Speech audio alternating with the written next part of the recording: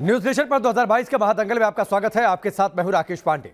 महादंगल में आज बात गठबंधन पॉलिटिक्स की, और सवाल यह कि क्या चुनाव से पहले किया गया सियासी गठबंधन सत्ता के शिखर तक पहुंचने का सबसे कारगर फॉर्मूला है।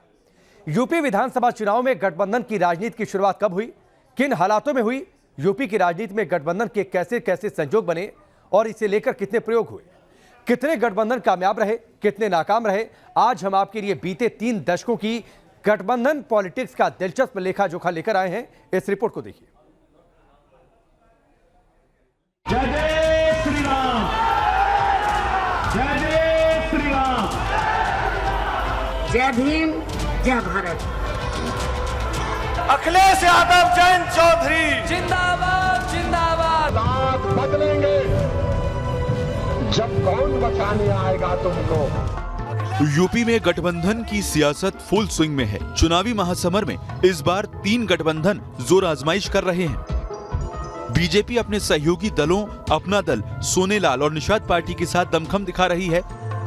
अखिलेश यादव जयंत सिंह की रालोद और ओपी राजभर की सुभाषपा समेत कई छोटे दलों से ताल ठोक रहे हैं। तो वहीं ओवैसी ने बाबू सिंह कुशवाहा और वामन मेश्राम के साथ मिलकर भागीदार परिवर्तन मोर्चा तैयार किया है।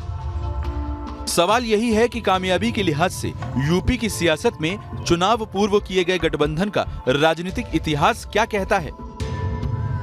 यूपी में बीते 3 दशकों से गठबंधन की राजनीति किन अहम पड़ाव से होकर गुजरी है। चलेगी जब पैडल मारा जाएगा, लेकिन साइकिल रफ्तार से और तेजी से तब चलेगी जब हैंडल पे भी हाथ होगा। यूपी में गठबंधन की राजनीति के संयोग कब कब बने और अलायंस पॉलिटिक्स को लेकर क्या प्रयोग हुए, चुनावी नतीजों पर उसका कैसा असर हुआ, आज इसे समझने की कोशिश करेंगे। यूपी में सबसे बड़ा गठबंधन जिसने राजनीति की दिशा बदल दी यूपी की, वो था 93 में कांशीराम और मुलायम का गठबंधन, मतलब बसपा और सपा का गठबंधन। उसके पहले भी तालमेल और गठबंधन हुए हैं, सम्मिलित सरकारें भी बनी हैं यूपी में, लेकिन उत्तर प्रदेश की राजनीति का सबसे बड़ा गठबंधन मैं अभी मानता हूं कि वो सपा और बसपा के बीच था, जिसमें 2 विपरीत विचारों के लोग एक साथ हाथ मिला रहे थे। यूपी में गठबंधन की राजनीति को समझने के लिए हमें अतीत के कुछ पन्ने पलटने होंगे और 90 के उस दशक में चलना होगा जिसके बाद सालों तक देश के सबसे बड़े सूबे में गठबंधन का दौर जोर पर रहा। साल 1991 में विधानसभा का चुनाव होना था। उस दौरान राम मंदिर का आंदोलन अपने चरम पर हुआ करता था। उस समय मुलायम सिंह यादव जनता दल के मुख्यमंत्री थे, जो साल 1989 में जनता पार्टी, जनमोर्चा, लोकदल अ और लोकदल ब से मिलकर बनी थी। इसे आप यूपी में विधानसभा चुनाव में गठबंधन की शुरुआत कह सकते हैं। 1989 के चुनाव में बीजेपी को महज 57 सीटों पर जीत मिली थी। 1990 में राम मंदिर आंदोलन चरम पर था। 1990 में ही 30 अक्टूबर और 2 नवंबर को कार सेवकों पर गोली चलाई गई। इसका सीधा असर चुनाव पर पड़ा।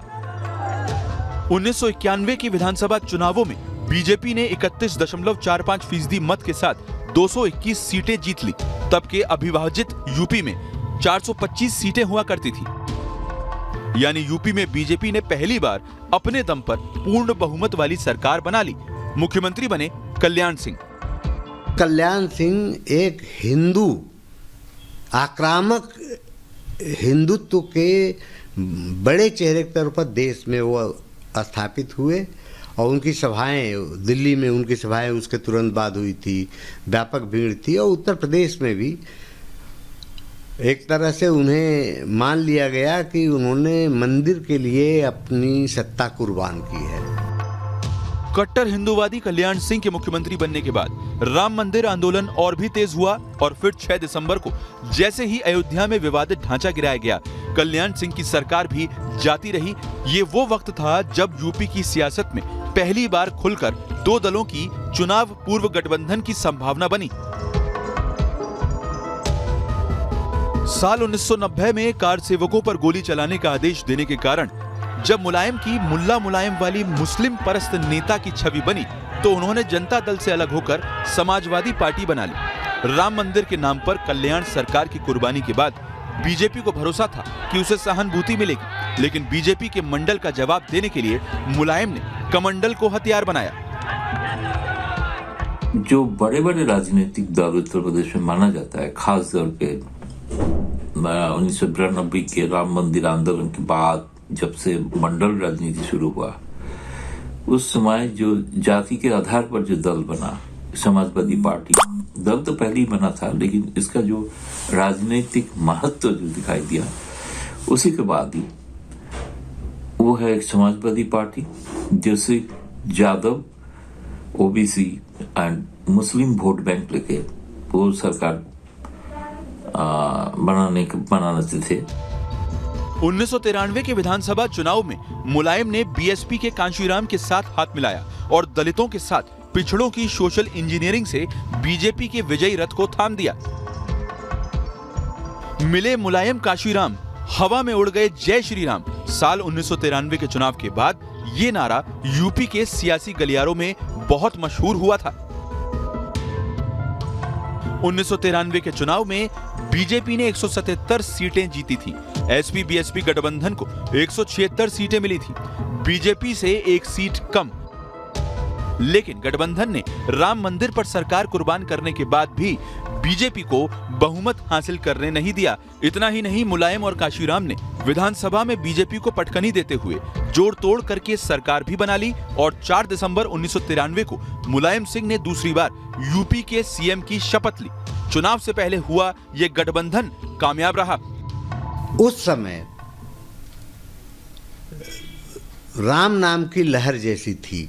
उस समय भारतीय जनता पार्टी और कमंडल का इतना जोर था कि दूसरी सारी पार्टियां सिकुड़ रही थी और शायद यही राजनीतिक मजबूरी थी कि मुलायम और कांशीराम ने अपने अपने सिद्धांतों को एक किनारे रखकर कमंडल से यानी भाजपा से मोर्चा लेने के लिए गठबंधन किया था और वो मोर्चा सफल भी रहा।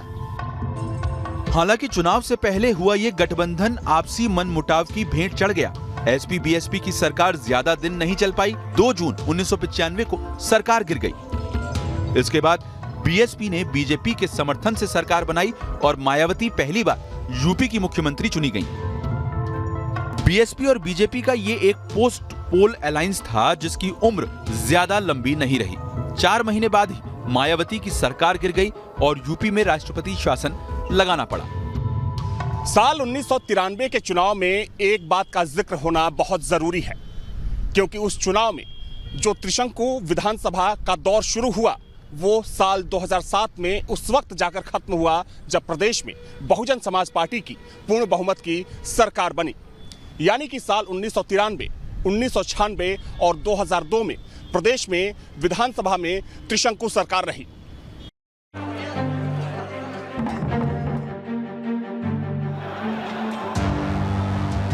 गठबंधन के लिहाज से देखें तो साल 1996 का चुनाव बेहद अहम रहा। राष्ट्रपति शासन के दौरान हुए उस चुनाव में समाजवादी पार्टी ने जनता दल और अजीत सिंह की तत्कालीन भारतीय कामगार पार्टी के साथ मिलकर लड़ा।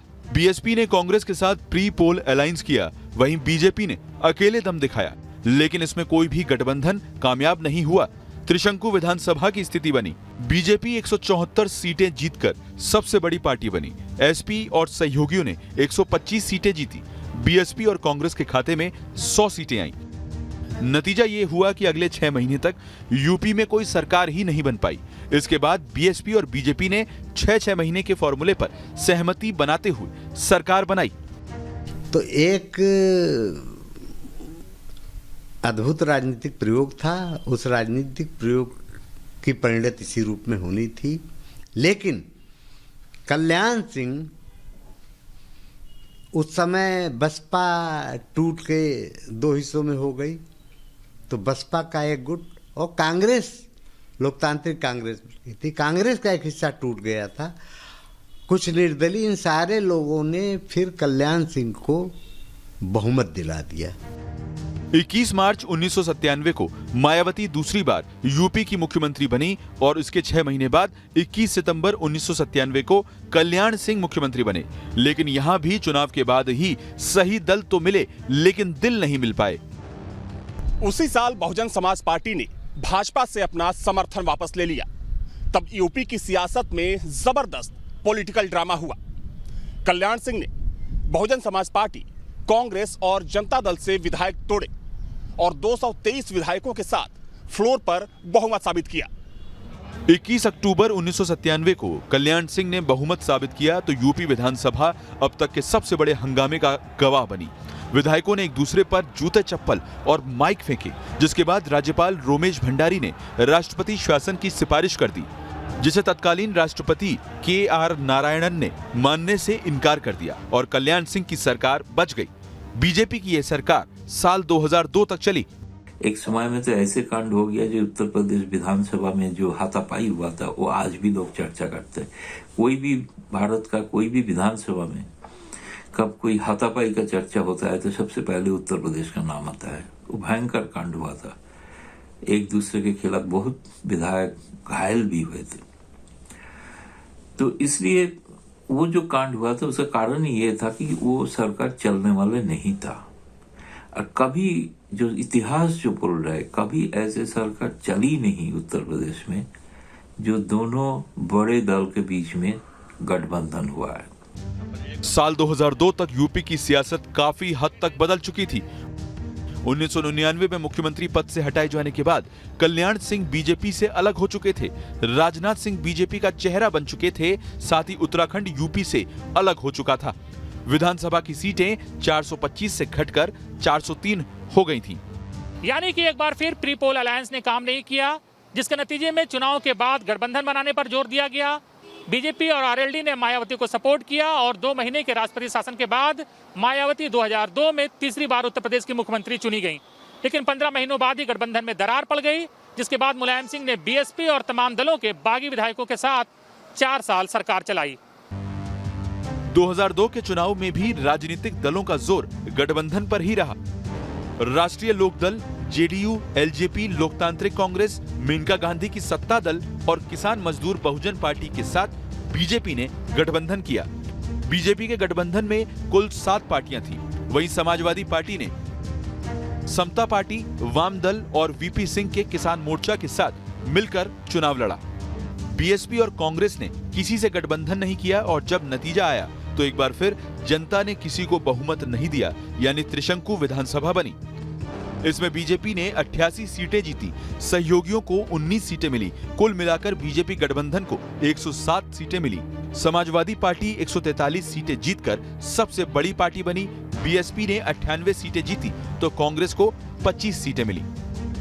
2012 के विधानसभा चुनाव में राजनीतिक दलों ने गठबंधन की जरूरत नहीं समझी।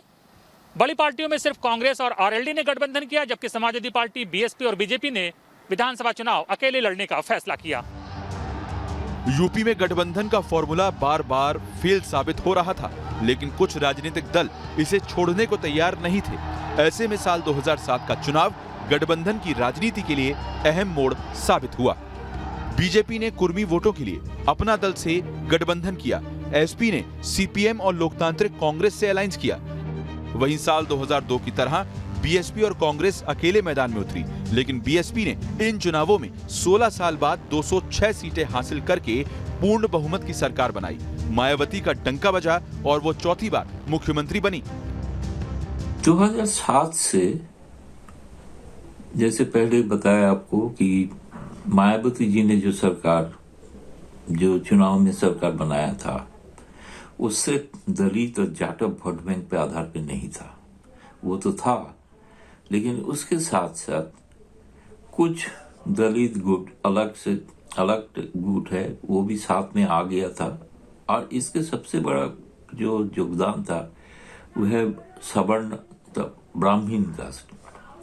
ब्राह्मण का उन्होंने एक मेल, दलित और ब्राह्मण ये दोनों मिल के एक जातिगत एक मोर्चा बनाया, जिस मोर्चा ने कामयाबी मिला था। दरअसल साल 2007 में बीएसपी ने अकेले लड़कर एक उदाहरण पेश किया, जिसकी छाप 2012 के विधानसभा चुनाव में भी दिखी। 2012 के विधानसभा चुनाव में राजनीतिक दलों ने गठबंधन की जरूरत नहीं समझी। बड़ी पार्टियों में सिर्फ कांग्रेस और आरएलडी ने गठबंधन किया, जबकि समाजवादी पार्टी, बीएसपी और बीजेपी ने विधानसभा चुनाव अकेले लड़ने का फैसला किया। 2012 के नतीजे आए तो 2007 वाले क्लियर मैंडेट का मैजिक बरकरार रहा। सत्ताधारी दल बीएसपी 80 सीटों पर जीत दर्ज कर पाया। बीजेपी का हाल भी बुरा रहा, उसे 47 सीटें हासिल हुई, लेकिन समाजवादी पार्टी ने 224 सीटें जीतकर नया इतिहास रच दिया। मुख्यमंत्री मुलायम सिंह की जगह उनके बेटे अखिलेश यादव बने। वो 38 साल की उम्र में शपथ लेकर यूपी के सबसे कम उम्र के मुख्यमंत्री बने। Team news nation. यूपी को राजनीति की प्रयोगशाला कहा जाता है। जाहिर है यहां की सियासत गठबंधन के प्रयोग की घटनाओं से भरी पड़ी है। आपने देखा कि कुछ गठबंधन खूब कामयाब हुए और ज्यादातर फ्लॉप हुए। फिर भी राजनीतिक दल गठबंधन का कोई मौका नहीं छोड़ते। साल 2017 में बीजेपी ने भी एक सफल प्रयोग किया था, जिसे गठबंधन की सियासत में एक नजीर के तौर पर देखा जाता है।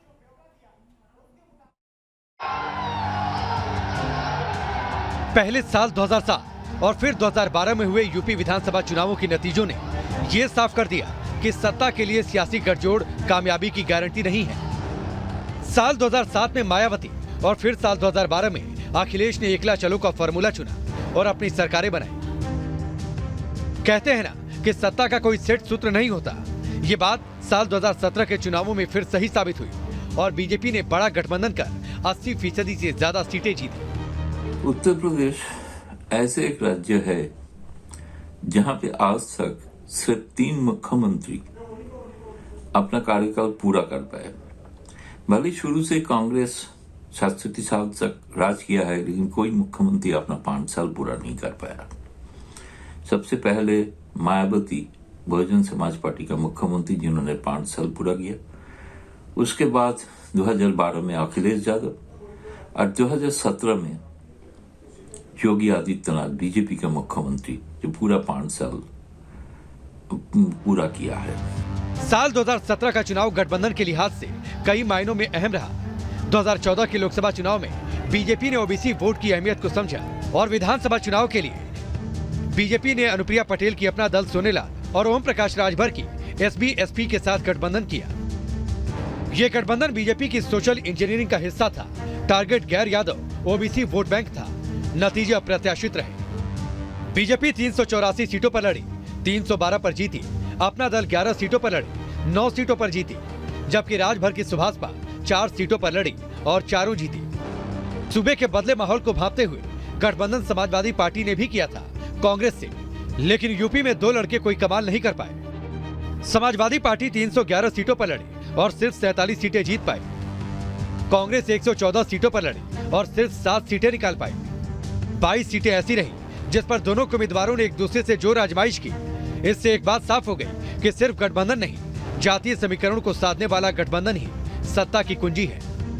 राज्य में सरकार चलाने के लिए कभी एक गठबंधन सफल नहीं होता है। सफल तभी होता है अगर सारे, जिसको कहते हैं अंग्रेजी में रेनबो कोalition, वो रेनबो कोalition पॉलिटिकल पार्टीज का नहीं, और रेनबो कोalition होना चाहिए सारे जाति समुदाय, सबसे बहुसंख्यक लोग जाति को इकट्ठा जो कर पाएगा दल, उसी को ही कामयाबी मिलेगा। गठबंधन की राजनीति का जिक्र 2019 के लोकसभा चुनाव की समीक्षा के बगैर अधूरा है। एसपी और बीएसपी दोनों ही पार्टियां 2014 का लोकसभा चुनाव और 2017 का विधानसभा चुनाव बुरी तरह हार चुकी थी। ऐसे में 2018 में गोरखपुर और फूलपुर लोकसभा सीट का उपचुनाव हुआ। ये दोनों ही सीटें मुख्यमंत्री योगी आदित्यनाथ और उप मुख्यमंत्री केशव प्रसाद मौर्य के इस्तीफे के चलते खाली हुई थी। इन दोनों ही सीटों पर बीएसपी ने समाजवादी पार्टी के प्रत्याशियों को समर्थन देने का फैसला किया, जिसके चलते अखिलेश यादव के दोनों उम्मीदवार जीत गए। ये वो तस्वीरें हैं जो उस वक्त मीडिया की सुर्खियां बनी थी। तब जीत के बाद अखिलेश यादव मायावती के घर धन्यवाद देने पहुंचे और यहीं से 2019 लोकसभा चुनाव में होने वाले गठबंधन की नींव पड़ गई। 2019 लोकसभा चुनाव के लिए एसपी, बीएसपी और आरएलडी का गठबंधन हुआ। चर्चा हुई कि 1993 दोहराया जाएगा, पीएम मोदी का विजय रथ यूपी में रोक लिया जाएगा, लेकिन ऐसा हो नहीं पाया। 2019 में यूपी के 80 लोकसभा सीटों पर बीजेपी गठबंधन ने 64 सीटें जीती। एसपी, बीएसपी के गठबंधन के खाते में 15 सीटें आई, जिसमें बीएसपी की 10 सीटें थी। यानी गठबंधन का फॉर्मूला काम नहीं आया। आइए अब आज पर लौटते हैं तो 2022 के विधानसभा चुनाव में एक बार फिर गठबंधन पर जोर है। किसका गठबंधन पास होगा, किसका फेल, या फिर बिना गठबंधन की पार्टी के सिर बंधेगा जीत का सेहरा, तस्वीर 10 मार्च को साफ होगी। Team news nation. इस बार भी गठबंधन हुए हैं, पक्ष और विपक्ष दोनों ने किए हैं। किसका फॉर्मूला कामयाब होता है, इंतजार रहेगा 10 मार्च का, क्योंकि उसी दिन नतीजे आएंगे। वक्त यहां पर ब्रेक का।